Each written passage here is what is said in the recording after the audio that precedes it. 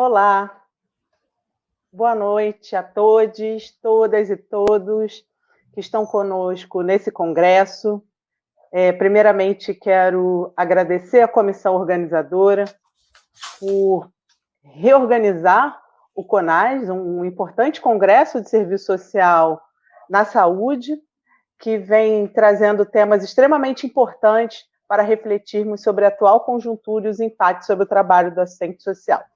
Desde já, agradecemos a participação de todos vocês nessa mesa coordenada. Já solicitamos que não deixem de interagir conosco por meio do chat, fazendo algumas perguntas, indicações, posicionamentos. Consideramos de extrema importância o debate que estaremos apresentando hoje aqui. Quero iniciar informando que o Congresso adotou a campanha do Cefes para cego ver. Portanto, já solicito com que todas as componentes da mesa façam sua autodescrição antes de iniciarem a exposição. Eu sou Raquel Gouveia, mulher negra, que tem olhos castanhos, cabelos crespos curtos e pretos. Estou vestindo uma blusa com desenho de flor, tendo as cores dourado, vermelho, branco, e atrás de mim tem uma cortina branca, e ao lado ao lado esquerdo, um vaso com margaridas amarelas. A presente mesa é fruto da articulação entre professoras e pesquisadoras que compõem a ênfase Relações Étnico-Raciais, Antirracismo e Serviço Social do Grupo de Trabalho Serviço Social, Relações de Exploração e Opressão de Gênero, Raça, Etnia, Sexualidade da Associação Brasileira de Ensino e Pesquisa em Serviço Social, a ABEPS. O objetivo aqui é apresentar pesquisas que problematizam sobre as diferentes expressões do racismo na política de saúde e sua interface com o trabalho e a formação do assistente social. Portanto, a nossa dinâmica se dará da seguinte forma: cada expositora terá 10 minutos para apresentar o seu trabalho, que também estará disponível nos anais do Congresso, e logo depois estaremos abrindo para o debate. Ao longo das exposições, aqueles que nos assistem podem comentar no chat e eu vou estar acompanhando e interagindo, ok? Então, vou também fazer as apresentações de cada expositora, né, apresentando cada uma delas. Nossa primeira expositora é a professora Márcia Campos Eurico, que vai apresentar o seguinte trabalho: Questão étnico-racial e assimetrias no acesso à saúde. Márcia é assistente social, mestre e doutora em serviço social pela PUC São Paulo, professora adjunta da Unifesp no campus Baixada Santista. É coordenadora da ênfase de raça e etnia, que integra o grupo de trabalho Gênero, Feminismos, Raça, Etnia e Sexualidade da ABEPS, biênio 2019-2020. Nossa segunda expositora é Jussara Assis, que vai apresentar o seguinte trabalho: a importância da política nacional de saúde integral da população negra para a atuação do serviço social. Jussara é mestre em serviço social pela PUC Rio de Janeiro, doutora em serviço social pela UFRJ, professora adjunta da Escola de Serviço Social da Universidade Federal Fluminense, campus Niterói, conselheira do CRES Rio de Janeiro e consultora assessora sobre mortalidade materna, saúde da mulher e raça-cor no projeto Parto Adequado, Abraço de Mãe. A nossa terceira expositora é Eliane Assis, que vai apresentar o seguinte trabalho: Saúde, Racismo e Serviço Social, por um parâmetro de atuação antirracista. Ela é assistente social do Instituto Nacional do Câncer, formada pela UFRJ, mestra pelo Programa de Pós-Graduação em Serviço Social da UERJ e atualmente está como doutoranda pelo Programa de Estudos Pós-Graduados em Serviço Social pela PUC São Paulo. A quarta exposição será feita por Malu Ribeiro Vale, que trará o seguinte trabalho: Serviço Social e o Quesito Raça-Cor, um diálogo necessário. Malu é técnica assistente social em Direitos Humanos da Prefeitura de Nova Iguaçu. Atualmente está como mestranda em Serviço Social no programa de pós-graduação na Universidade Federal do Rio de Janeiro, e a última exposição será feita por mim, Raquel Gouveia, que estará apresentando o seguinte trabalho: Não Sou Eu uma Mulher? Problematizações acerca do sofrimento produzido pelo racismo e pela violência estrutural na vida de mulheres negras. Sou mestre em Política Social pela UF, doutora em Serviço Social pela PUC São Paulo, pós-doutora em Serviço Social e Políticas Sociais pela Unifesp. Atualmente estou como professora adjunta na Escola de Serviço Social da UFRJ e colaboradora do Programa de Pós-Graduação em Política Social da UF. Também coordeno o projeto de pesquisa e extensão Luta Antimanicomial e Feminismo. Sem mais, passo a palavra, então, para a professora Márcia Eurico.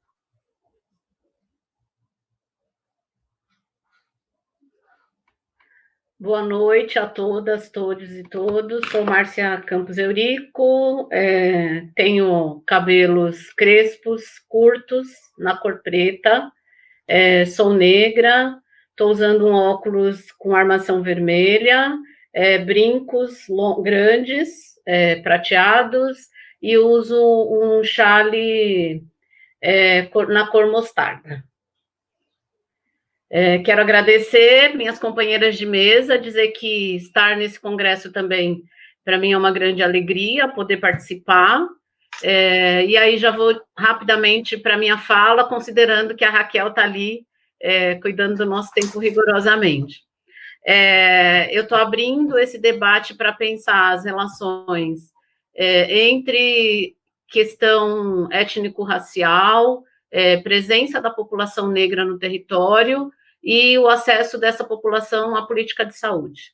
Para começar esse debate, queria lembrar algo que certamente tem sido discutido em todo o Congresso, que a saúde, ela compõe o tripé da Seguridade Social, junto com as políticas de assistência e previdência social, e que, enquanto uma proteção universal, ela está presente a partir da Constituição Federal de 1988, e o que eu vou problematizar nesse trabalho é que, a partir de 88, com o debate da universalidade e do acesso igualitário à saúde, nós temos aí um segundo momento da luta para que as pautas, para que as especificidades da população negra estejam presentes aí no âmbito do SUS, a partir de políticas que considerem o elemento étnico-racial como importante para a gente reduzir as desigualdades e as assimetrias no acesso ao SUS.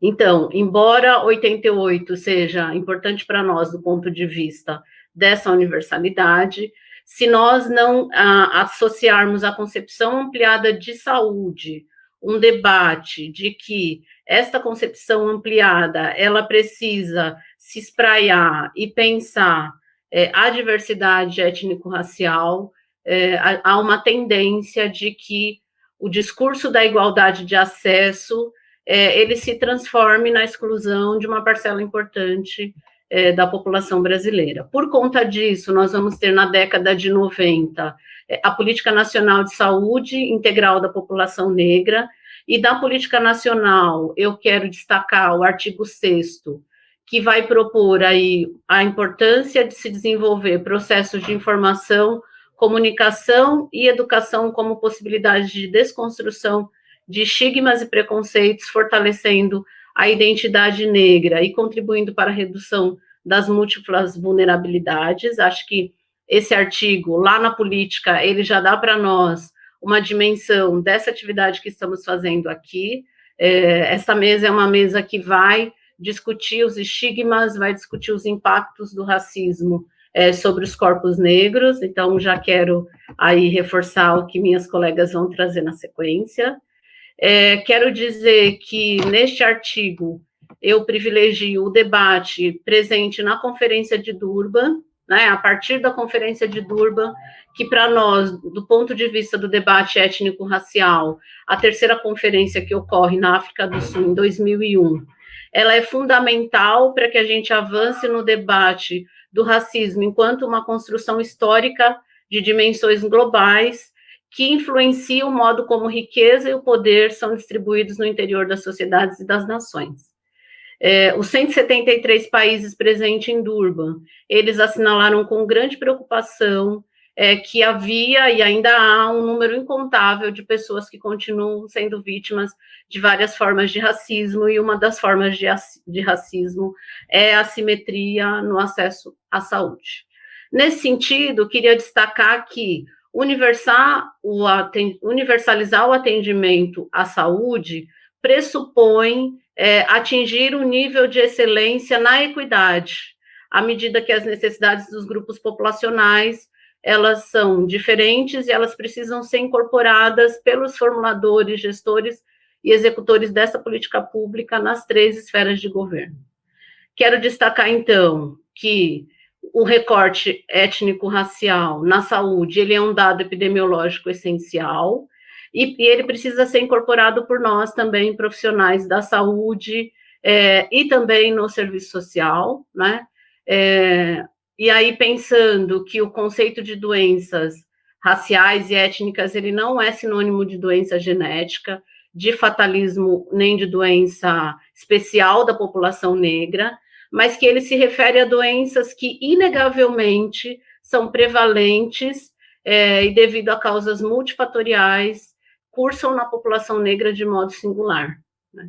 Então, a esta realidade, ao território, aos determinantes sociais, é preciso que a gente, então, compreenda que estas variáveis, elas vão ser fundamentais nesse debate.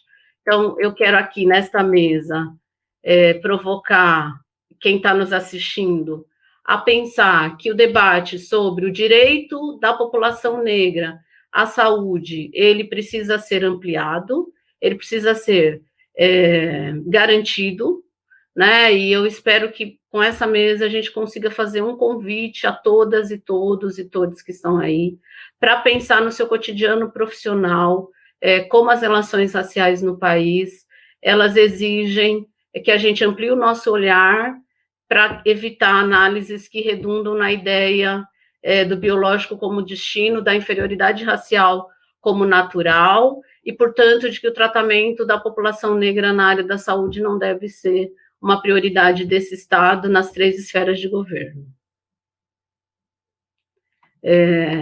Acho que essas são as questões centrais, Raquel, do artigo. E acho que, considerando o meu tempo, tá ok, né? Senão, eu vou continuar. Obrigada, Márcia. Gente, desculpa, mas a dinâmica está sendo bem objetiva devido ao tempo e também porque nós queremos dialogar com os participantes. Então, nesse momento, passamos para a Jussara. Boa noite a todas as pessoas aqui presentes. Dizer que é uma alegria muito grande estar aqui com vocês. Eu sou Jussara Assis, mulher negra.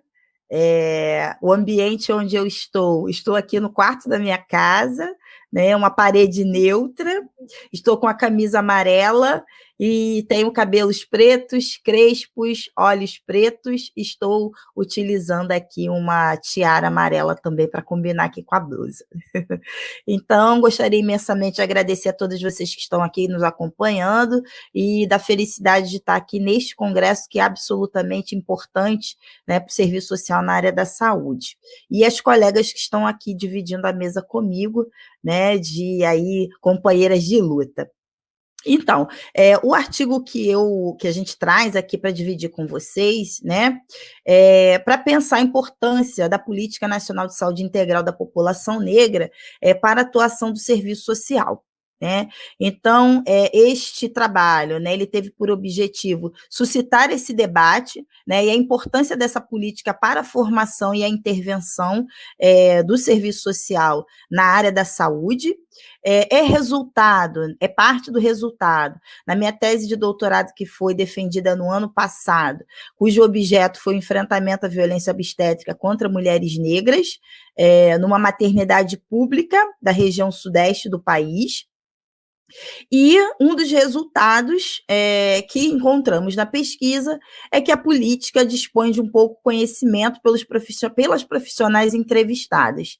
E aí, lembrando que dentro das profissionais entrevistadas, assistentes sociais, né? Então, entrevistamos assistentes sociais, médicas e enfermeiras. Foi um total de 15 entrevistas, né, semi-estruturadas, e a gente chega, então, a esta conclusão, né? Então, concluímos também que essa ferramenta, né, a política, é uma ferramenta urgente e necessária para a atuação qualitativa do serviço social na área da saúde, né?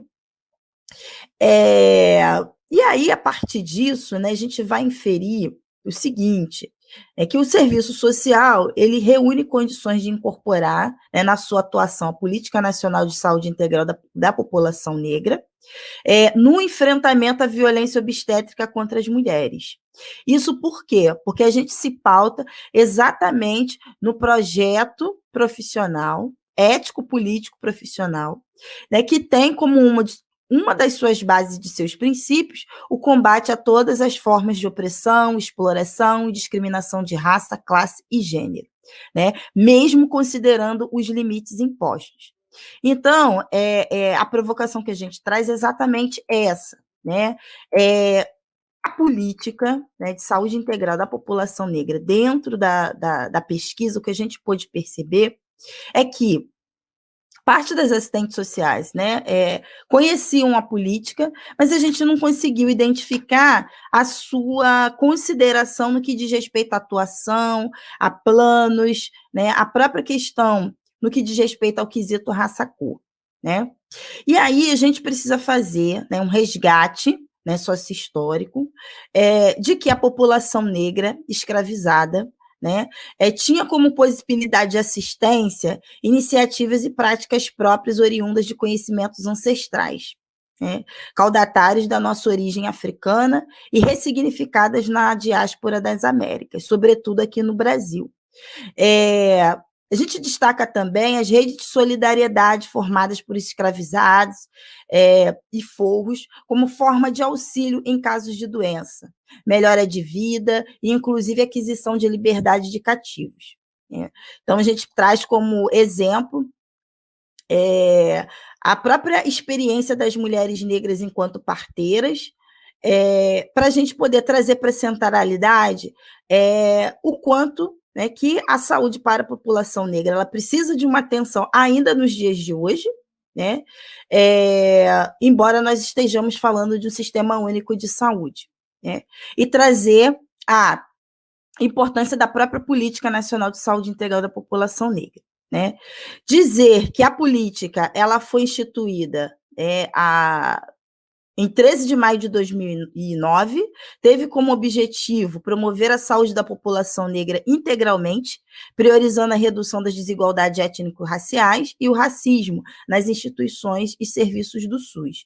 Então, essa política ela é absolutamente central, porque ela vai direcionar a dimensão da saúde integral, né, que deve ser entendida como um ganho inquestionável na luta pelos direitos da população negra brasileira. Então, a gente passa por essa trajetória, né, de não consideração da saúde da população negra, chegamos à realidade do Sistema Único de Saúde e da própria Política Nacional de Saúde Integral da População Negra, né? Então, a gente chama atenção, e aí nos pautamos, né, em Jurema Werneck, para dizer que a saúde da população negra, né, no âmbito da Política Nacional de Saúde Integral da População Negra, né, ela chama atenção para o reconhecimento das especificidades dessa população, né? Então, o que nós percebemos é que a atenção né, a saúde da população negra, sobretudo das mulheres negras, no período gravídico puerperal, demanda reconhecimento. Né? Então, reconhecimento exatamente, né, dessa realidade, da integralidade e da interseccionalidade que está presente na nossa formação social e na realidade das mulheres negras. Né? E aí a gente chama atenção para os achados da pesquisa, né, no que diz respeito ao pouco conhecimento dessa política. Por isso que a gente traz, né, chama o serviço social na área da saúde ao compromisso, né, de considerar a política como uma ferramenta importante de atuação. Isso por quê? Porque ela vai considerar, né, vai reconhecer o racismo, as desigualdades étnico-raciais e o racismo institucional como determinantes sociais, né, das condições de saúde, buscando preencher as lacunas e discrepâncias encontradas nos índices desfavoráveis da saúde da população negra, incluindo aí a mortalidade de mulheres negras e a mortalidade infantil também de crianças negras. Né? Nesse processo, cabe destacar também a atenção que precisa ser voltada para as causas de morbimortalidade, como a própria hipertensão, a doença falciforme, enfim. No que diz respeito à atuação do serviço social, né, por que a gente chama a atenção da importância dessa política?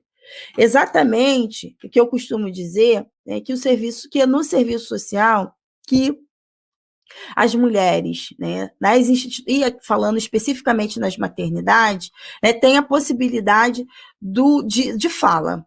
Né? Na pesquisa, o que a gente identificou foi que no serviço social, né, as revelações no que diz respeito à assistência, à qualidade da assistência, a possíveis práticas de violência obstétrica eram reveladas no serviço social. E aí, o que nós, enquanto profissionais, fazemos com essa informação? Né? Então, a gente expõe, né, que a política ela precisa ser utilizada como um instrumento legal e interventivo de trabalho do serviço social, a partir do entendimento totalitário que essa política proporciona ao analisar as condições de saúde e doença dos entes sociais a partir das suas especificidades, pois vai possibilitar à categoria profissional um caráter qualitativo da intervenção.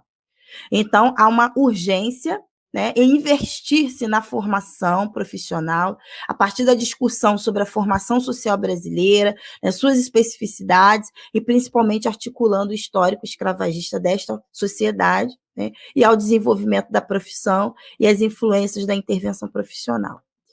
E, por fim, né, dizer que raça, gênero e classe vão tecer uma rede de complexidades que tem no espaço das unidades de saúde uma dinâmica cheia de conflitos.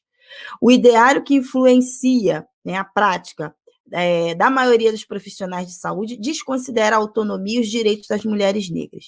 Então, nesse sentido, a valorização de princípios éticos, a compreensão ampliada sobre os determinantes e desigualdades sociais em saúde, para nós, né, deve ser colocada na pauta para a efetivação daquilo que a gente acredita e traz como conceito de justiça reprodutiva para as mulheres negras, ou seja, né, considerar saúde reprodutiva, direitos sexuais e reprodutivos, a justiça social, né, um conceito que para nós é muito caro. Bom, é isso, e aí a gente, né, no momento aí da troca, a gente conversa um pouquinho mais.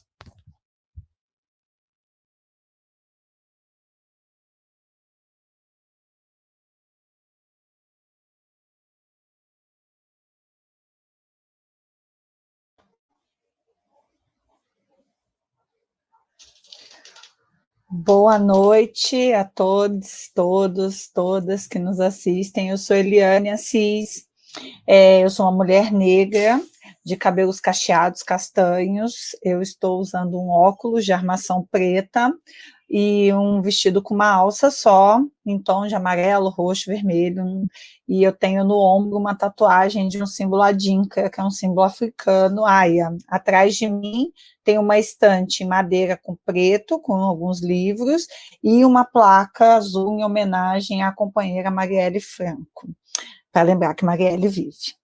Então, vamos lá. O artigo que agora eu quero apresentar para a gente são algumas reflexões amealhadas aí nesses 10 anos de atuação na área da saúde, como a Raquel já disse, saúde, racismo e serviço social por um parâmetro de atuação antirracista, né? O meu artigo parte de uma discussão sobre todo o processo de abolição da escravidão, como ele foi feito, como ele foi pactuado, né? Eu fiz uso muito de um livro do Juremir Machado, que é muito bacana, que fala como foi essa discussão da abolição na Câmara, e por que eu parto daí, né? Porque eu acho que aí estão algumas das bases que consolidam no nosso país aquilo que a gente chama de democracia racial, que na verdade nunca existiu, mas que eu considero hoje um pilar fundamental para a gente entender algumas atuações, né, e algumas formas como as pessoas negras são tratadas na área da saúde. Né? Então, é importante a gente lembrar que a gente está falando de uma política universal, que preza pela igualdade, que nenhuma igualdade vai ser possível enquanto a gente não se livrar da ideia de que a democracia racial existe. Ela obscurece, ela cria nuvens em cima da ideia da existência do racismo, que é estrutural e que alcança todos os segmentos da sociedade, inclusive a política de saúde. Né? O racismo não é um mero reflexo daquela estrutura arcaica que ficou lá atrás, isso fica muito claro, muito evidenciado nessa discussão, né, porque a própria modernidade, como diz Silvia de Almeida, é racista.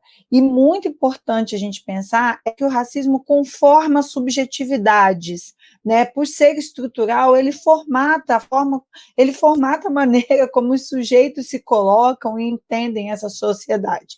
E essa sociedade onde o racismo se manifesta é a mesma onde as necessidades de saúde e as diferentes formas de cuidado também se expressam e precisam ser atendidas, né? Então, a primeira parte do meu artigo é para discutir isso, e a gente entra na discussão da política nacional de a saúde integral da população negra, que a Ju falou muito melhor do que eu sobre isso, mas é importante a gente marcar aqui, mais uma vez, ainda que ela já tenha dito, que ela reitera a relação entre racismo e vulnerabilidade em saúde, né? E o que isso tem a ver conosco, né, os assistentes sociais? Acho que, além dessa brilhante conclusão da Jussara, de que é no serviço social que a população é de fato ouvida, né? Eu costumo dizer que na área da saúde é onde a grande maioria das expressões da questão social se manifestam, nós temos um projeto ético-político que é alinhado a uma atuação, ou prevê uma atuação, ou pensa uma atuação não racista. Né? Então, é importante que a gente entenda o racismo como sendo estrutural, como algo que está na sociedade, como algo que não tem CPF, né? Existem pessoas que são voluntariamente racistas, sim, existem, mas existem uma gama imensa de pessoas e de profissionais que reproduz o racismo, né? No afã de qualificar ainda mais o trabalho profissional, né, na busca para qualificar o trabalho profissional dos assistentes sociais na área da saúde, a fim de responder a um histórico pleito da categoria em torno das orientações gerais sobre as respostas profissionais a serem dadas pelos assistentes sociais. Em 2010 é publicado os parâmetros para atuação dos assistentes sociais na área da saúde. Vejam bem, eu sou uma estudiosa dos fundamentos, né? E uma coisa que eu estou sempre me sentindo provocada é que quando a gente ultrapassa aquela perspectiva do serviço social tradicional, a gente abre mão de uma série de manuais que tinham sido pensados naquela época que, de fato, não cabem mais para a atuação profissional depois pós-virada, né, pós-reconceituação, mas fica uma lacuna, né? Então, assim, a gente sente que fica uma lacuna e a categoria é muito antenada, né, os órgãos da categoria muito antenados aos desejos dos seus agentes, lançam os parâmetros como uma resposta a essa lacuna, né? E como é que ele chega, os parâmetros, para nós, né? Chega completamente alinhado com os princípios éticos e políticos que norteiam a profissão. O documento se propõe a realizar uma discussão importante sobre saúde e serviço social, com vista a subsidiar o exercício, né? Ele traz substantivas orientações sobre a relação com os usuários, com os demais profissionais da saúde, tomando sempre como base atribuições e competências profissionais. Então, assim, isso é fundamental da gente marcar aqui, porque os parâmetros, eles são, além de uma resposta da categoria, à categoria, né, eles são também uma maneira de mostrar no dia a dia do exercício profissional como se manifesta aquilo que a gente costuma, que a gente preconiza nos nossos documentos.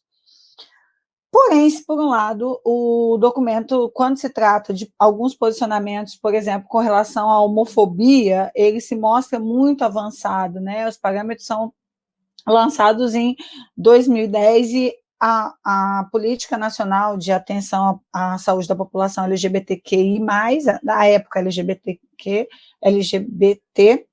é lançado um ano depois, e ainda assim os assistentes sociais já estão se colocando contrários à homofobia. A gente não percebe nos parâmetros o mesmo acento quando se trata da população negra, da saúde da população negra. Né? Então, o debate sobre o racismo está ausente no documento, o chamar a atenção dos agentes profissionais para as dimensões do racismo que podem incidir e limitar o acesso da população negra não estão no documento. Então, esse artigo ele é um convite para a gente repensar a nossa atuação, para a gente repensar os nossos documentos, né? Porque se a gente não determina qual lugar foi destinado na dinâmica da produção e do consumo a 54% da população, não é possível compreender de maneira correta, completa, totalizante, como é o nosso objetivo, como essa sociedade funciona. Né? A política de saúde, sua expressão empírica, o trabalho na área da saúde, não podem ser vistos como imune às dimensões do racismo, por conta da sua condição de universal. Pelo contrário, é exatamente a condição de universalidade não garante uma política de saúde não racista. O caráter racista da nossa sociedade, que pode infirmar a condição de universalidade do SUS, ele entranha em todas as dimensões da vida social. Né? Os documentos orientadores do exercício profissional das categorias que atuam na área da saúde sempre devem fazer referência ao caráter racista e excludente da sociedade. Né? E como este pode incidir e formatar no atendimento que é oferecido à população negra. Afinal de contas, o racismo permite a conformação das almas, mesmo as mais nobres da sociedade, como diz o professor Silvio de Almeida. Né? Para mim, para concluir, eu queria terminar minha fala com uma citação do professor Silvio de Almeida, do livro que é Racismo Estrutural, né, que eu acho que é fundamental para mostrar, assim, para marcar aqui a importância da gente manter este debate, da gente estar atento a ele e da gente entender por que ele foi conformado nessas bases. Né? Ele diz assim, lá na página 154, talvez essa presença ausente da questão racial seja a prova mais contundente de que o racismo pode obstruir a capacidade de compreensão de aspectos decisivos da realidade, mesmo daqueles que querem sinceramente transformá-las. Boa noite, até o debate. Boa noite, me chamo Malu Vale, sou assistente social, mestranda, como já foi apresentada. Sou uma mulher negra, de olhos verdes, de cabelo preso, estou de cabelo preso, com uma trança. Atrás de mim é uma parede com uma estante, alguns livros, e uma parede clara. O meu artigo, né, o que a gente se propõe a dialogar hoje aqui, sobre serviço social e o quesito raça-cor, um diálogo necessário, como as colegas que me antecederam já falaram um pouquinho, talvez foi a política de saúde a primeira política a exigir o preenchimento do quesito raça-cor. Contudo, o debate do quesito raça-cor ele não é uma novidade. E ao decorrer da construção do meu artigo, o que eu pude perceber é que nós somos classificados racialmente desde que os primeiros censos começaram. Só que essa classificação racial, ela sempre teve um lugar que nunca foi o de assegurar direitos, ampliação de espaço para a população negra e uma real condição e possibilidade de pensar políticas públicas, ações do Estado, para que a qualidade de vida dessas pessoas fosse melhorada. Nós não podemos ignorar os mais de 300 anos de escravidão que nós tivemos no Brasil, né? E isso traz uma coisa muito interessante, porque hoje, se antigamente a gente tinha um debate de raça enquanto algo biológico, hoje raça a gente avalia enquanto uma categoria sociológica, mas é importante dizer também que a classificação racial, ela denota um lugar na sociedade, ela denota um lugar de classe, na maioria das vezes, ela denota o lugar de quem tem acesso e quem não tem, de quem pode ser deixado para morrer e quem não pode ser deixado para morrer, a quem é destinado o abrigo, a quem não é, a quem a equipe precisa se empenhar para que a vida seja, digamos, resolvida. E por que a gente vai fazer esse diálogo do quesito raça-cor? Talvez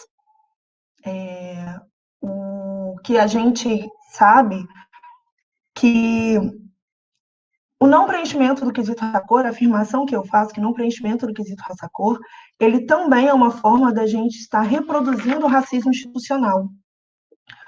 Pois quando a gente não preenche o quesito raça-cor, a gente muitas vezes não possibilita a gente dizer quem é a população que a gente atende, a gente não possibilita que a gente formule políticas pautadas na realidade. Um exemplo nítido disso é que constantemente a gente tem a veracidade do dado, e a gente que está no cotidiano do trabalho, a gente sabe que quem é majoritariamente atendido pela política de saúde, quem usa o SUS majoritariamente são pessoas negras, a gente sabe que quem usa política de assistência são pessoas negras, e por que muitas vezes esse dado ele é questionado?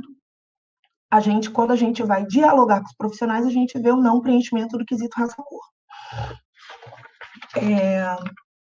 E aí, de antemão, eu gostaria de fazer um debate que a gente muitas vezes fala assim, mas um dos argumentos do não preenchimento seria a não veracidade do dado. E aí isso coloca para a gente dois debates, que é o da autodeclaração e da heteroidentificação.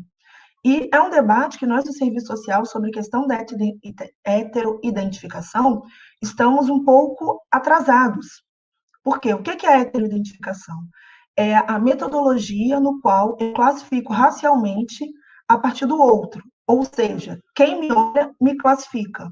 Autodeclaração, eu me autodeclaro, eu me classifico. E aí uma das argumentações para o não preenchimento mas poxa, eu fui lá e estava atendendo e a pessoa se declarou branca e eu via que ela não era branca. Contudo, estudos do IBGE apontam que vários estudos cruzando a heteroclassificação com a autodeclaração, que a margem de erro ela é irrisória. Logo, esse dado ele não se confirma. E aí, avançando um pouquinho sobre esse diálogo necessário, né, que a gente tem com o serviço social, eu gostaria de reivindicar alguns princípios do Código de Ética que vão falar lá sobre ampliação e consolidação da cidadania. É considerada a tarefa primordial de toda a sociedade com vistas a garantir direitos civis, sociais e políticos da classe trabalhadora.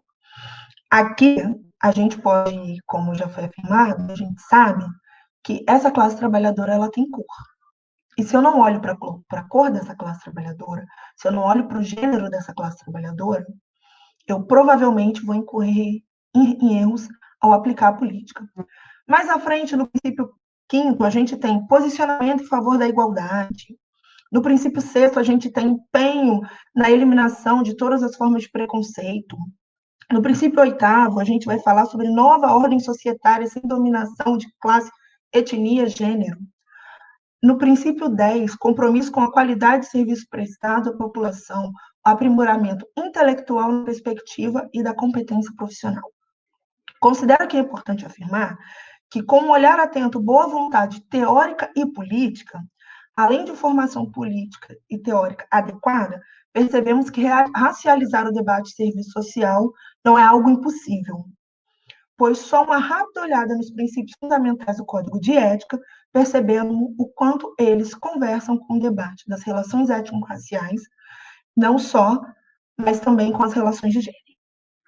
Quando a gente convida ao debate sobre o exercício profissional, também convidamos a refletir sobre o racismo arraigado na nossa formação individual e profissional, e que essa elaboração precisa estar presente entre nós. O que ganhamos ou o que perdemos com a não aplicação do quesito raça-cor? A quem ofende perguntar o quesito raça-cor? E diante disso, é que convidamos a seguinte reflexão. Partindo do princípio que já compreendemos que o racismo existe na sociedade, podemos perguntar qual é a minha colaboração enquanto profissional na manutenção e reprodução do racismo no meu exercício profissional. E aqui eu não convido só os assistentes sociais, eu convido também o conjunto de profissionais que estão aí no cotidiano. A resposta apropriada para essa questão se relaciona com o racismo institucional, como eu já falei. A reprodução operada por essa manifestação do racismo, como nossas colegas já colocaram aqui, como a Jussara traz e a Eliane já trouxeram. Silvio de Almeida, ele vai dizer que o racismo institucional ela é a incapacidade da instituição em prover um serviço apropriado e profissional a pessoas em razão de sua cor, cultura, origem étnica. Essa é a expressão do racismo que pode ser percebida em normas práticas, comportamentos discriminatórios e adotados no cotidiano de trabalho, que resulta também em criação de estereótipos. O que não é comum, muitas vezes, o estereótipo da mulher negra barraqueira, que chega nos espaços de trabalho. É possível também que a gente esteja se perguntando, mas como eu posso combater o racismo institucional? A célebre frase da ativista e intelectual Angela Davis diz que não basta não ser racista, é necessário ser antirracista. Ser antirracista é também apreender que toda a minha análise sobre o meu público, ela é naturalmente racializada, mas que eu preciso também entender que ela é racializada. As nossas construções do que é belo, do que é correto, do que é humano, ela é branco. E quando a gente não consegue ter essa compreensão, a gente acaba reproduzindo que tudo de ruim é negro. Ângela, em Destruindo o Sonho da Família Negra e a Crise do Capitalismo, que é um texto dela muito interessante, ela discorre de como as políticas públicas elas são pensadas de modo a racializar negativamente, ou seja, de modo que julgue e subjugue a população negra, as colocando ou contribuindo para permanecer em situação de desvantagem. Ainda tentando dialogar com a indagação que fizemos, de qual pode ser a nossa colaboração com o racismo institucional, e principalmente operada pelo exercício profissional, penso que uma das formas também é a implementação da Lei 10.639 no currículo Informação e Serviço Social. A gente teve recentemente uma campanha do Conjunto Cefaz-CRES sobre assistentes sociais no combate ao racismo. A gente tem os subsídios da ABEPS, mas é importante que durante a nossa formação a discussão étnico-racial ela deixe de ser um núcleo temático, que a gente entenda que quando a gente fala de questão social, que o racismo ele não é uma expressão da questão social, que ele é estrutural da nossa sociedade, que ele está na nossa formação social brasileira. Então, a não aplicação do quesito raça-cor, muitas vezes a gente pensa que é só uma má vontade de não querer preencher um quesito, mas ela se vincula a todo o nosso processo de formação, no qual nós não temos, muitas vezes, condições de fazer algumas leituras. E aí, concluindo a minha exposição, a gente não pretende esgotar aqui a discussão, inclusive, a gente pretende que isso seja um pontapé inicial para a discussão, mas que ele é urgente, que não basta que a gente retome as discussões das grandes teorias na perspectiva de classe, sem que entenda que classe tem cor e gênero. Essa é a minha contribuição. Muito obrigada.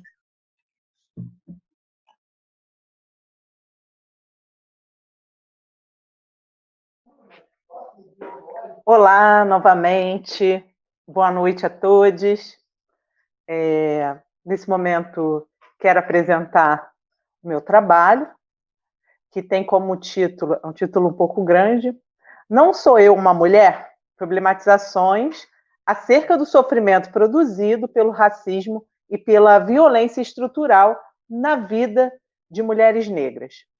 Esse trabalho, qual apresento aqui no CONAS, ele compõe uma pesquisa que eu estou desenvolvendo, e essa pesquisa, intitulada Mulheres Negras, Sofrimento e Cuidado Colonial, compõe o projeto de pesquisa e extensão Luta Antimanicomial e Feminismos, que é um projeto coordenado por mim e pela professora Melissa de Oliveira, no qual estamos desenvolvendo desde 2019, e que tem como fruto a coleção Luta Antimanicomial e Feminismos.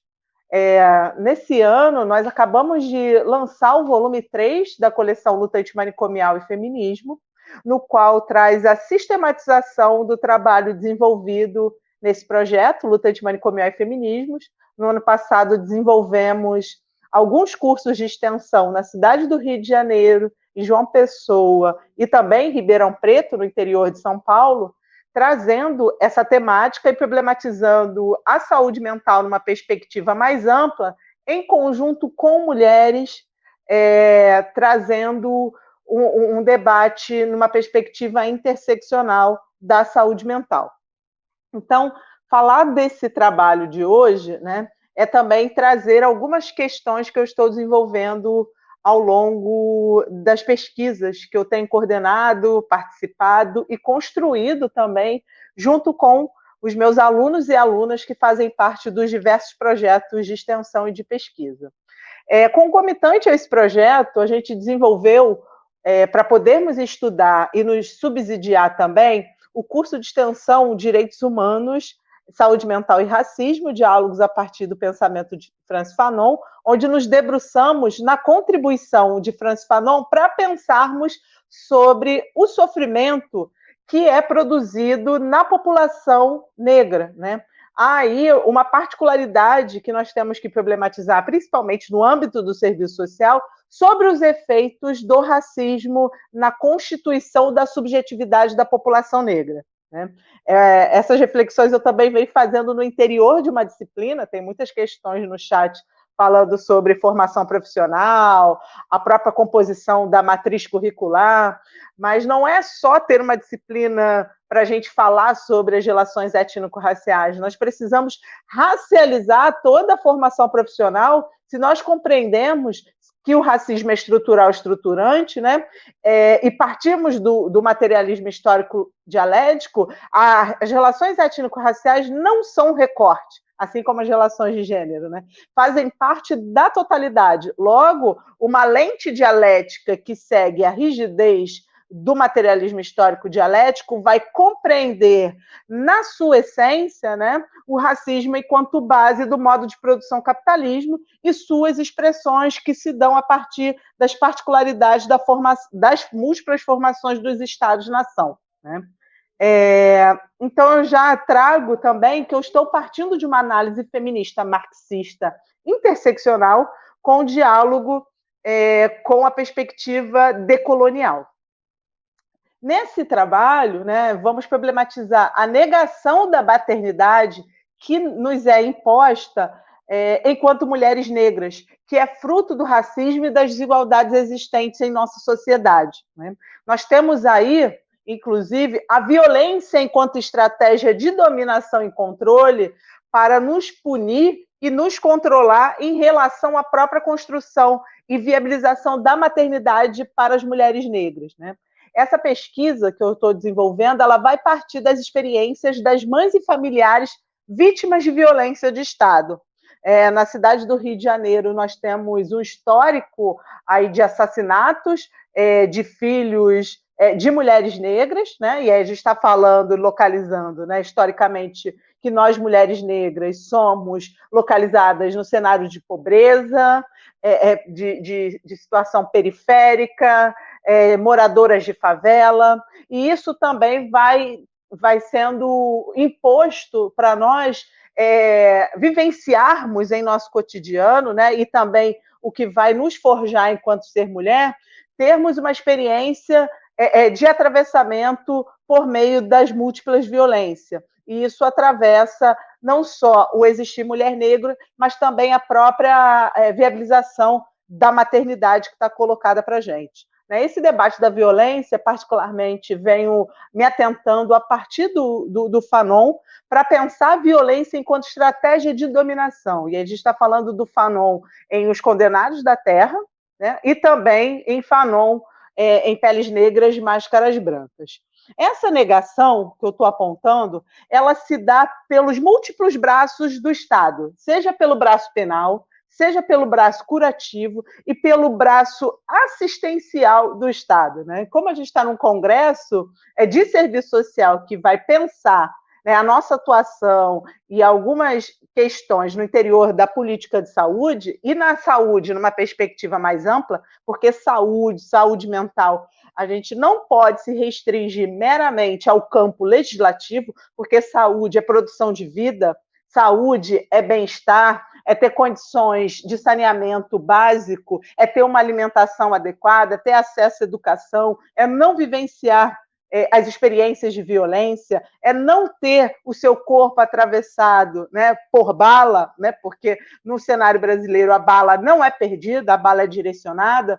Nós estamos falando que as ações do Estado, numa perspectiva de não autorização à maternidade e à experiência do ser mulher, do ser mãe, né, numa maternidade negra, se dá pelo controle, pelo braço penal, pelo braço curativo e pelo braço assistencial do Estado. E aí onde estamos nós, assistentes sociais, que somos acionados para operacionalizar essa lógica de controle e punitiva que está colocada cotidianamente para a gente. Eu quero trazer rapidamente 3 pontos para que a gente possa também dialogar com vocês a partir das questões que estão no chat. Uma diz respeito à produção do sofrimento que se dá em relação a essa não autorização da maternidade. É um processo social, histórico, político, econômico, a negação da vivência da maternidade na vida das mulheres negras, né? E aí eu vou dialogar com Francis Fanon e Franco Basaglia. Franco Basaglia é um intelectual e militante antimanicomial italiano, que influenciou e muito na experiência brasileira, né, de reforma psiquiátrica, e que vai trabalhar a questão do sofrimento, né, numa perspectiva de que ele reconhece que o sofrimento é inerente ao ser humano. Contudo, quem é que pode falar sobre esse sofrimento, elaborar sobre esse sofrimento, problematizar sobre esse sofrimento e lidar com esse sofrimento em sua vivência? Ao mesmo tempo, ele traz o debate do sofrimento da sobrevivência, né? E aí eu vou fazer uma associação pensando na experiência do existir pessoa negra. A experiência da sobrevivência, né, diz respeito à ideia, né, de não experimentar o sofrimento inerente à humanidade. Por quê? Né? No processo de constituição do existir pessoa negra, nos é negado a própria humanidade. Nós somos os corpos que são atravessados por uma lógica da violência, por uma lógica punitivista, por uma lógica de aniquilamento do existir. E aí não é só existir fisicamente, mas é uma negação do existir subjetivamente, né? Nós somos socializados a nos odiar, né? Nós somos socializados a ouvirmos, né, palavras que vão nos deteriorar no cotidiano. E a gente está falando dos múltiplos efeitos do racismo. E eu estou trazendo aqui especificamente os efeitos que impactam a própria constituição da subjetividade. E aí vale ler, né, inclusive, Grada Quilomba, Lélia Gonzalez, né, a própria Neuza Santos Souza, que vai trabalhar essa questão no livro Tornar-se Negra. Então, esse debate do processo de sofrimento ocasionado pela sobrevivência se dá principalmente para a população negra, que vai experimentar apenas o sofrimento oriundo do racismo e não consegue identificar na sua existência o próprio sofrimento da humanidade. Por quê? Aí entra o segundo ponto, por causa do processo de silenciamento, desumanização e aniquilação de determinadas existências, as nossas. E aí eu aciono novamente Frantz Fanon e Peles Negras e Máscaras Brancas, que vai trabalhar com a concepção de ser e de não ser. Né? O ser é aquele sujeito, é o homem universal. E aí o Silvio Almeida traz alguns desses elementos também em o que é o racismo estrutural, de que a constituição do homem universal se dá no âmbito da modernidade / colonialidade. Né? A própria constituição do capitalismo, ele tem por base o racismo, a violência, o patriarcado, o classismo, como estruturantes desse modo de produção. E nós precisamos entender esses efeitos na própria construção do que é a ideia do ser. Tá? Da própria concepção de humanidade, a gente precisa problematizar de que humano nós estamos problematizando e trazendo para o serviço social. Que direitos humanos é esse que a gente defende, né, já que a humanidade ela está destinada apenas para as pessoas brancas. Né? E nós, população negra, LGBT, indígena, pessoa em situação de rua, usuários de substâncias psicoativas, né? Estamos na zona do não ser, e por isso podemos ser aniquilados. E por fim, eu tenho que fechar minha exposição, né? O terceiro ponto diz respeito à violência destinada às mulheres negras, a partir dessa negação da possibilidade da vivência da maternidade. Uma que se dá pela concepção de não ser humano, né? A partir dessa concepção do Fanon do não ser. Nós não somos humanas, logo vivenciamos uma experiência do não existir dentro da concepção de humanidade. Segundo, de que nós não somos mulheres. E aí Bell Hooks, no livro E Eu Não Sou Uma Mulher, que foi o livro que inspirou o meu título, né? Vai problematizar sobre essa experiência, né, do existir mulher negra e o quanto isso foi nos negado, principalmente a partir do processo de escravização da população negra, e que ainda está posto. E Maria Lugones vai trazer o quanto que o gênero ele foi colonizado, ele foi constituído na modernidade, e essa concepção, a partir do sexo, né, vai definir o que é ser mulher e o que é ser homem dentro dessa modernidade. Nós, mulheres negras, não somos identificadas como mulheres, né? Nós somos coisificadas. Como de Grada Quilomba, nós estamos localizadas na outridade. Nós somos a outra, né? Nós somos o outro do outro, logo podemos ser exterminados, humilhados. Nós somos propriedade do macho branco, né?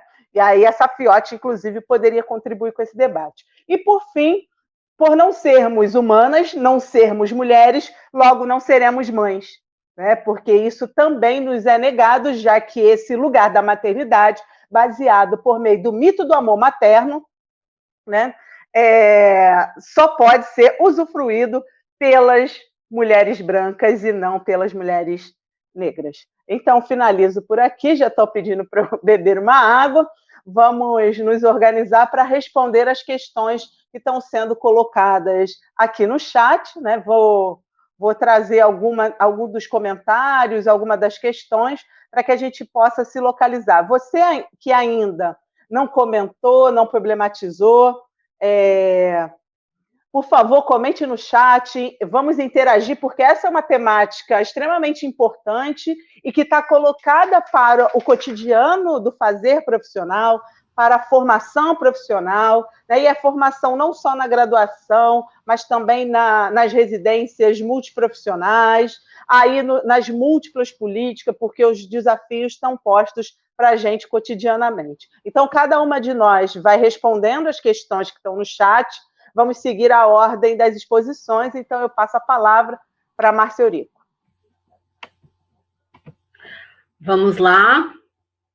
Eu vou começar falando um pouco sobre o conceito sociológico de raça, né? Quero agradecer por essa pergunta, que nos ajuda a ampliar o debate. Durante muito tempo, né, até a década de 1950, o conceito de raça, ele é utilizado como marcador, né, e aí tem as teorias pseudocientíficas, tem todo um debate da superioridade da raça branca, da inferioridade da raça negra e dos povos indígenas, que vai estar presente aí na produção acadêmica, na literatura, vai estar presente no cotidiano, a partir de um debate muito forte, que se mantém até hoje, e que a Malu, inclusive, traz na fala dela, quando ela traz a questão do quesito raça-cor, é a ideia do eugenismo, da eugenia e do branqueamento no início do século passado no Brasil. Bom, a Segunda Guerra Mundial, ela é um momento importante do ponto de vista da organização dos países a partir da Europa e da ideia de que era necessário, a partir de então, pensar outras possibilidades de sociabilidade, porque o massacre aos judeus, ele dispara para o mundo a emergência do que é a classificação e a categorização a partir de elementos raciais, né? E aí aqui a gente faz um reforço de que o racismo também está presente nesse momento, porque toda a violência, todas as atrocidades que acometeram os povos africanos e os povos indígenas até aquele momento não serão alvo de um debate mundial. Mas, enfim, a Organização das Nações Unidas, ela surge pós-Segunda Guerra Mundial com a tarefa de pensar uma sociabilidade menos violenta. Leia-se menos violenta para os brancos. E aí, esta ONU, ela vai, e aí eu estou brincando com esse conceito, né, mas a ONU vai propor, a partir daquele momento, que o conceito de raça fosse eliminado e que ele fosse substituído pelo conceito de etnia. Obviamente que isso tem um caráter político, e aí, a partir daí, e o debate se estrutura a partir da ideia de que somos todos raça humana. Nós não discordamos desta concepção, mas, do ponto de vista da sociabilidade, pertencer à raça humana não impede que os jovens negros sejam assassinados cotidianamente. Pertencer à raça humana não impede que as mulheres negras sejam o maior alvo da violência obstétrica, né? Pertencer à raça humana não impede que as nossas crianças e adolescentes estejam sendo aprisionados no acolhimento institucional, na medida socioeducativa, e que os nossos adultos não figurem como os grandes contingentes que estão no sistema carcerário.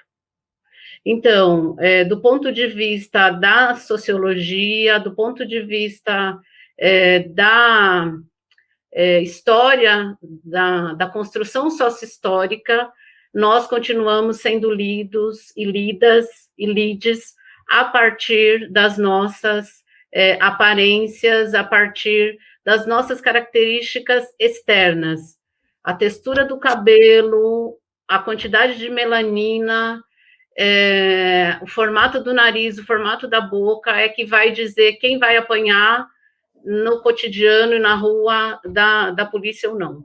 Então, por conta disso, a gente discute que a raça é humana e o racismo tem fundo na sociabilidade burguesa. Portanto, raça, do ponto de vista sociológico, é tão atual quanto a necessidade da luta antirracista. Raquel? Devolvendo para você. Vamos passar, então, para a Jussara. Vamos passar agora, então, para a Jussara. Olá, mais uma vez agradecendo as perguntas. Essa troca é riquíssima, né? Uma oportunidade única da gente poder dialogar.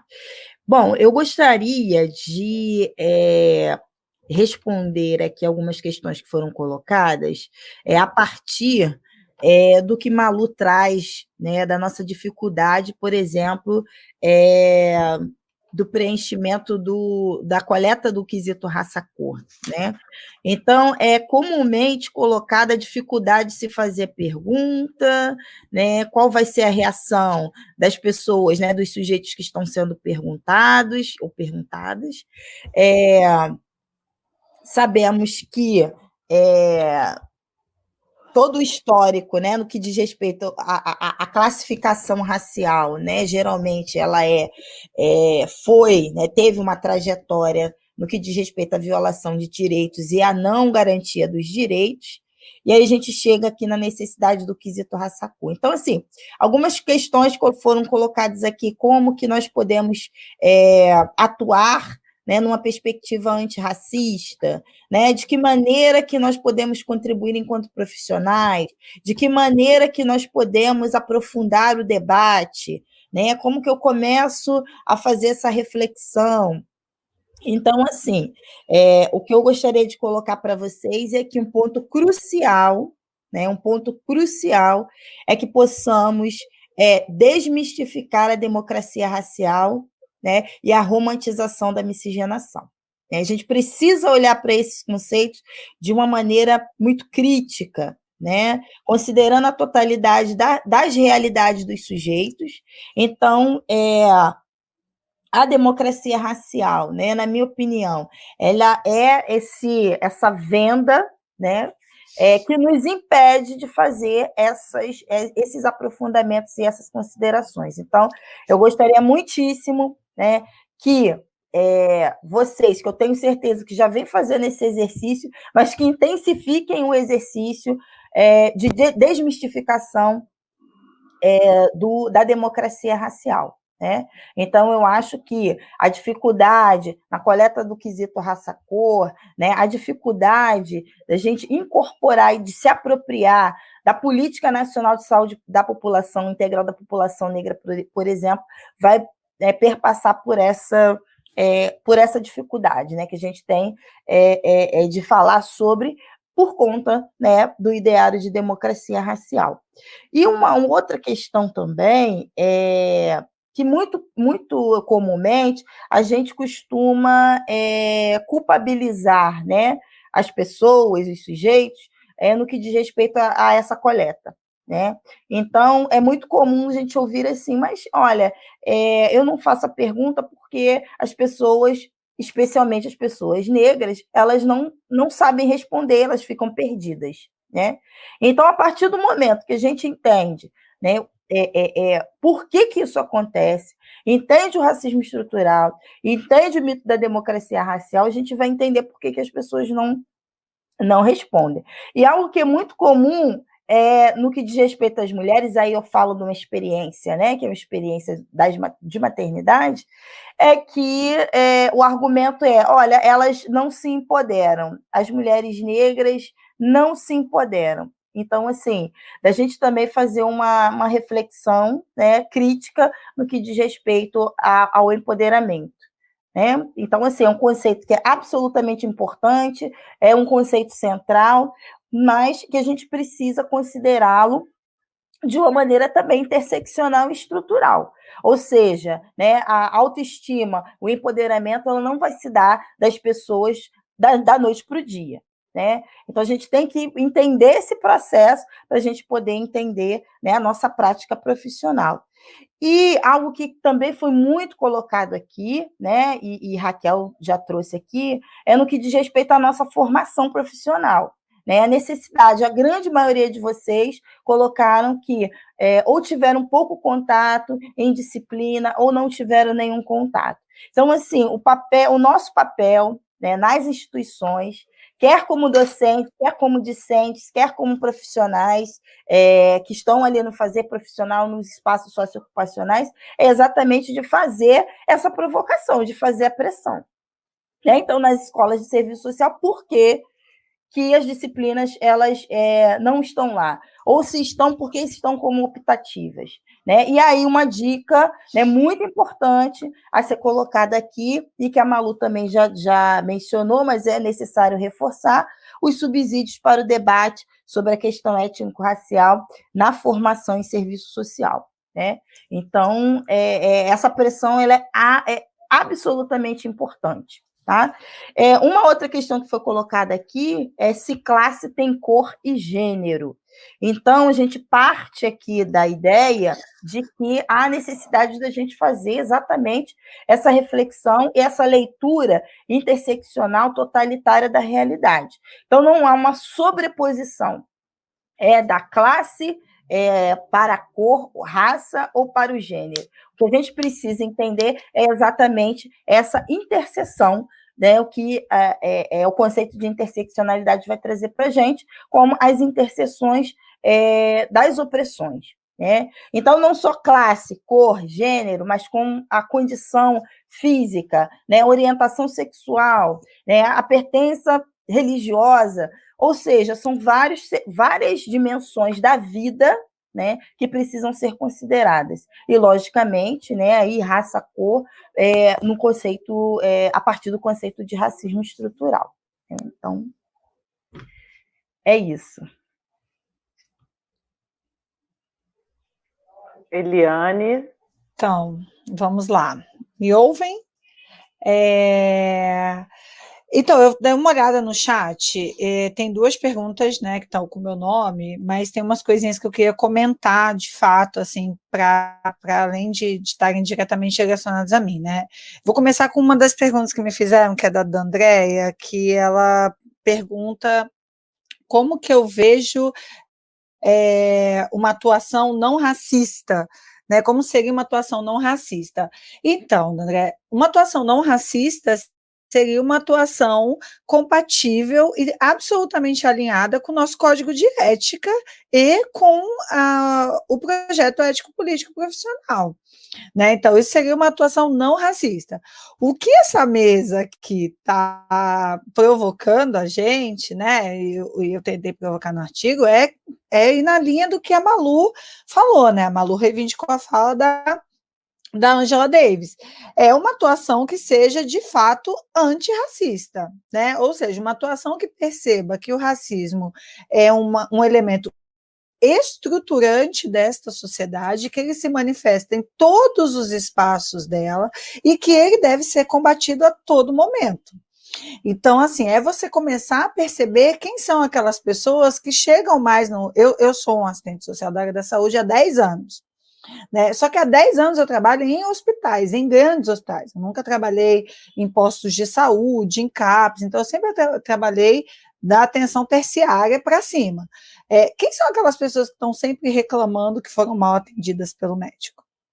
Quem são aquelas pessoas que estão sempre dizendo que não conseguiram entender o que falaram com ela, ou que foram hostilizadas na porta, ou que o segurança não as deixou entrar em determinada situação dentro da unidade, que acontece inclusive com a gente, tá, companheiros? Assim, nós profissionais da saúde, comigo aconteceu há pouco, inclusive. Mas, assim, isso, para mim, seria o início do que é uma atuação profissional mais que não racista, antirracista, mas isso aqui são só algumas pistas iniciais. E aí eu queria dialogar, teve alguém que comentou, eu não consegui pegar o nome depois, falando que racismo é atraso, não foi uma pergunta, foi um comentário, que racismo é um atraso social, se eu não me engano. Eu queria chamar a nossa atenção para isso, sabe? O Silvio de Almeida e alguns outros autores chamam muita atenção para isso, inclusive no momento da abolição, o debate era esse, de que nós éramos atrasados, por isso mantínhamos a escravidão, que a modernidade derruiria o racismo. Então, não, tá, gente? Não, pode ser moderno, pode ser a nação mais rica e avançada do planeta. Racismo é de outra ordem, racismo é alinhado ao modo de produção capitalista, é necessário a este modo de produção, né? Ele estrutura essa sociedade junto, então não tem a ver com atraso, com avanço, eu tenho um pouco de medo disso, mas a gente pode falar um pouco mais sobre isso depois. A outro comentário foi da Amanda. A Amanda disse que fez uma disciplina num determinado curso de serviço social, onde ela se formou, onde eu também me formei, e que nessa disciplina não falaram sobre questão racial, não falaram de racismo, não falaram do nosso passado colonial. Então, quero te dizer, Amanda, e dizer publicamente que eu ministrei essa disciplina há, sei lá, 8 anos atrás, 7 anos atrás, e que não fiz nenhuma referência ao debate da questão racial. Nenhuma. Tá?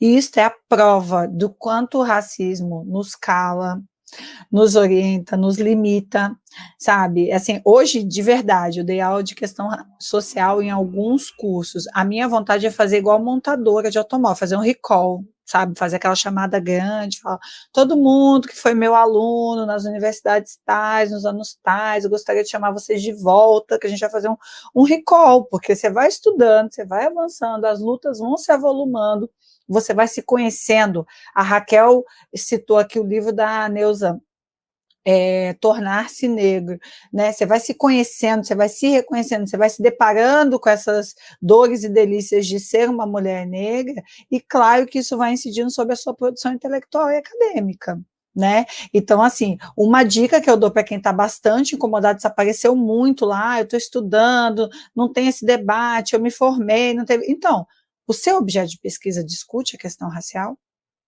Eu vou passar aqui a provocação que a Magali me fez uma vez, jogou assim em cima de mim no meu mestrado e não discutia. Falou, olha, enquanto nós, negros, não começarmos, negros e negras, não começarmos a discutir aquilo que se refere a nós, alguém vai discutir, né? Então, eu queria fazer essa meia-culpa, esse comentário. E, por fim, esse olhar biomédico branco na política. Então, como eu disse aqui, eu trabalho no hospital, eu lido com isso em tempo integral. Eliane, como é que você lida com isso? Como é que você faz para lidar com isso? Então, um dia com mais dor, outro dia com menos dor, mas todos os dias com muito preparo, todos os dias com muita leitura. Como é que faz para rebater esse olhar biomédico branco, classista na saúde? É com muita leitura, é com muito entendimento, tá com um bom referencial teórico. E, assim, boa parte dos médicos com os quais eu trabalhei até hoje, eles não têm uma formação política, eles estudam muito pouco o SUS na universidade, conhecem muito pouco disso. Quando a gente chega com esse debate, mostra que essa discussão é importante, que ela está referendada nas leis, nos documentos, a gente consegue um diálogo algumas vezes, tem gente que não dá e você ignora, mas na maioria das vezes você consegue algum diálogo um pouquinho melhor. E para acabar mesmo, Gustavo, assim, referências para você se aprofundar, então, os nossos artigos, mentira, faz o seguinte, baixa os nossos artigos, lá tem boas referências, mas dê uma olhada nas referências que a gente usou, talvez esse seja um caminho, porque aí você vai nas nossas referências e você vai encontrar outras referências, tá bom? Obrigada, Malu. Ai, vamos lá, gente. Vou pegar um pouquinho do gancho aqui da Eliane sobre esse comentário sobre avanço, atraso, eu acho bem interessante, porque a gente tem uma ideia de modernidade como algo avançado, como algo muito bom, né? Só que assim, a gente tem que começar a entender, gente, que a modernidade, ela traz um aspecto do colonialismo. E que a modernidade, ela se constrói em cima de um processo escravocrata. Então, assim, não dá para achar que esse avanço nos inclui. Porque esse avanço, ele não nos inclui, ele não quer nos incluir, ele destina um lugar para a gente que é o lugar subalterno. E aí, quando a gente pensa sobre essa questão sobre colonialismo, quando a gente pensa sobre sobreposição de ideias, a modernidade, ela sempre pressupõe a aniquilação do outro. Porque quando o processo de colonização de África e de sequestro dos povos africanos, o que você destrói é a subjetividade dessas pessoas, a possibilidade delas se entenderem enquanto humanas, você destrói as referências espirituais, culturais dessas pessoas. Então, quando hoje a gente fala, é absurdo, eu não entendo como que pessoas colocam fogo num terreiro. Porque terreiro tem que ser colocado fogo. É isso que as pessoas acham mesmo, as pessoas pensam. E é isso. Mas isso é absurdo. Mas a nossa sociedade nos moldou para isso, para a ideia do aniquilamento. Então, a gente precisa parar de romantizar algumas fontes teóricas. E aí, vamos para um diálogo aqui que surgiu, né? Algum pouco sobre a questão da identificação. No meu artigo dá para poder achar algumas das... Eu fui atrás desse debate de identificação, gente, no IBGE. Quem vai fazer esse debate de heteroidentificação... Gente, alguém está com o microfone aberto e está me dando retorno, eu não estou conseguindo ver. Esse debate de heteroidentificação a gente vai ter ali. E aí, assim, eu, Malu, hoje, faço a defesa de que nós que temos o debate sobre as relações raciais precisamos ocupar as comissões de heteroidentificação. Por quê? Porque se eu não ocupo, vai vir alguém que não tem o arcabouço teórico que eu tenho, as compreensões que eu tenho e ocupa. E aí vai ocupar da seguinte forma: fulano é clarinho, fulano é escurinho, fulano passa, fulano não passa. Qualquer pessoa negra teria reconhecido aquele blackface ridículo que a menina fez lá na Polícia Federal. Qualquer pessoa um pouquinho antenada reconheceria aquilo. Qualquer pessoa comprometida politicamente não deixaria aquilo passar. Faria um diálogo dentro da comissão.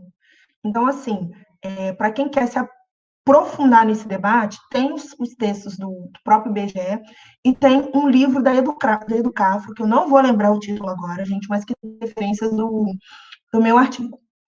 Aí, rapidinho, assim, para eu abrir aqui a outra coisa aqui que surgiu sobre o debate do colorismo. Gente, isso é espinhoso, pessoal. Mas vamos tentar rapidinho falar um pouquinho, assim. O debate do colorismo, né, a gente importa esse debate como se ele fosse uma coisa muito nova, né? Mas Horaci Nogueira, em 1954, já lança lá o preconceito racial de marca e preconceito racial de origem. Então, eu sugiro esse texto para quem está querendo se apropriar e se aprofundar nesse debate. Para mim, pelo pouco que eu não sou estudiosa do tema, mas pelo pouco dos estudos que eu fiz, o colorismo ele se vincula muito com a questão, principalmente no Brasil, do embranquecimento e do discurso e da discussão que a gente vai fazer de quem, entre aspas, tem passabilidade e quem não tem. Mas, no final das contas, somos 5 mulheres negras com matizes de tons de pele diferentes, mas não deixamos dúvida de que somos mulheres negras. E cada uma tem a sua dor e a sua delícia de ser essa mulher negra e sabe o que já passou sendo a mulher negra que é. Então, uma coisa que às vezes a gente tenta fazer, e a Audre Lorde já nos ensinou, não existe hierarquia de opressões. E muitas vezes o debate do colorismo é levado por uma hierarquização de opressões. E deixa eu ver se eu fechei rapidinho, porque a gente já tem que terminar. E aí, só para poder fechar mesmo, eu não sou trabalhadora da saúde, sou intrusa, né? Aqui eu sou trabalhadora da política de assistência. Convido vocês, a quem é trabalhador da política de assistência, alguma coisa assim, procurar uma campanha chamada SUS Sem Racismo, porque quase ninguém conhece. Hoje o meu trabalho é para implementar essa campanha no município que eu estou, né, que eu trabalho, e junto com uma outra colega assistente social, a gente desenvolveu um artigo que está no livro da extensão da UFRJ, no qual a extensão qual a Raquel coordena, assistência social, trabalho, cárie social, implicações e desafios, no qual a gente chamou de Acordo da Política de Assistência. E aí, dá uma olhadinha lá, que eu acho que vale a pena. É isso. Obrigada, Malu. Então, também vou fazer meus comentários, né? Temos aqui pelo menos 3 perguntas, uma mais específica para a saúde mental, uma outra sobre o sofrimento da sobrevivência, e uma que traz o debate sobre adoecimento mental como reflexo do racismo, né? Vou tentar comentar rapidamente, já que nós temos poucos minutos para poder encerrar essa mesa, né? Desde já agradeço a cada um que esteve com a gente, que está assistindo, que vai nos assistir posteriormente, não deixem de acessar os nossos trabalhos, porque eles trazem esse debate que a gente está construindo aqui, né? Em relação ao adoecimento mental, né, enquanto consequência do racismo, eu citei aqui a Grada Quilomba, Francis Fanon, Neuza Santos Souza.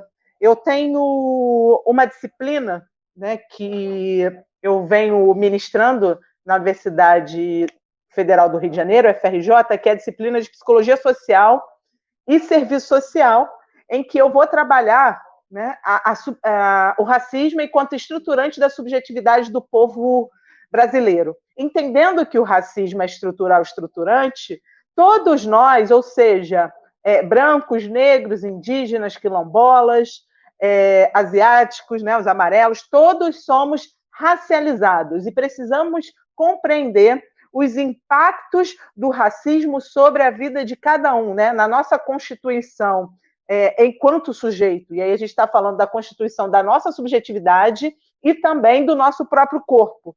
Isso traz severos impactos na saúde mental e na saúde física, porque não está desassociado.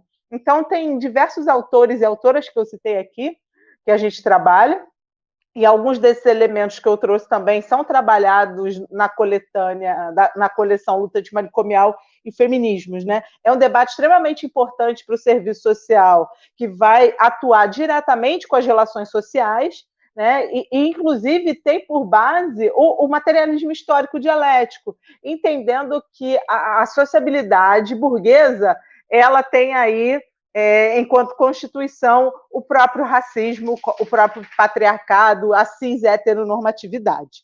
Né? Uma outra questão diz respeito às estratégias que podem ser adotadas ou aderidas através da atuação profissional da assistente social para amenizar os impactos do racismo dentro dos equipamentos de saúde mental. Os equipamentos de saúde mental, eles precisam, na verdade, serem todos questionados na sua composição, por exemplo, a partir da própria divisão social, sexual e racial do trabalho, na composição das equipes, de como há uma hierarquização dos corpos dos trabalhadores, né? Os trabalhadores brancos são aqueles que vão pensar sobre o cuidado em saúde mental, e quem vai ficar com o trabalho mais subalterno e invisível são os trabalhadores negros, né? A população que vai acessar os equipamentos de saúde mental, majoritariamente a população negra, assim como no próprio SUS. Então, é preciso com que esses equipamentos comecem a constituir uma clínica, a clínica ampliada, de uma perspectiva de aquilombamento, né? Percebermos as estratégias do aquilombamento enquanto uma estratégia clínica e política. E, por fim, né, a questão do sofrimento da sobrevivência, né, que é presente no caso das mulheres negras, que é esse debate que eu venho trazendo, se materializa no cotidiano, que a companheira coloca como rouba a dignidade de manter o período purpéreo, né? Mas não é só isso. Quando eu falo da experiência do sofrimento, da sobrevivência, né, eu estou falando da própria experiência aí prolongada do se constituir mulher negra. A gente está falando da apropriação do corpo da mulher negra como objeto do outro, né? O não acesso ao aborto seguro e a criminalização do aborto, né? A própria violência obstétrica, o recolhimento compulsório dos bebês, né? A morte das crianças e adolescentes, né? E da própria medicalização e patologização do sofrimento que está constituindo existir mulher negra. Isso traz um debate muito rico e que está publicado inicialmente no artigo Mulheres Negras, Sofrimento e Cuidado Colonial, na revista Em Pauta, publicada esse ano. Então, aqui eu já me despeço e agradeço, vou passar para as minhas companheiras também fazerem suas considerações finais e a gente seguir encerrando essa mesa. Muito obrigada a todos que permaneceram, e repassem essa mesa, os nossos artigos, para que a gente cada vez mais possa problematizar o racismo na formação e na atuação do assistente social. Obrigada.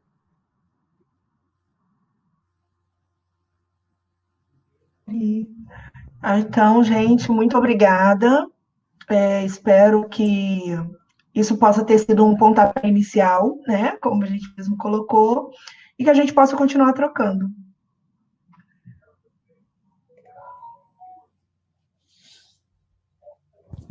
Bom, boa noite a todas e todos e todos aqui que ficaram conosco até esse presente momento.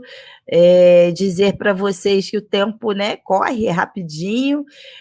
Vocês podem as perguntas que porventura, né, não foram respondidas, nos procurem nas redes sociais, a gente vai, né, tentar aí responder e dialogar com vocês, né? Então, conforme a Malu colocou, é um pontapé aqui para que a gente possa, né, pensar, refletir, sair daqui desta noite com muitas inquietações, né, para que a gente possa realmente, né, ter uma atuação antirracista numa perspectiva de autonomia dos sujeitos, de liberdade e de eliminação de toda forma de opressão.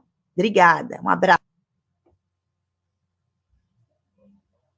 Também quero agradecer, quero dizer que o debate do racismo institucional, ele está presente na minha dissertação de mestrado, né, da minha experiência na área da saúde, e quero, nesse finalzinho, chamar a atenção para a questão do impacto do racismo na infância, e para que a gente possa discutir a questão da medicalização das crianças e adolescentes, em especial nos serviços de acolhimento institucional.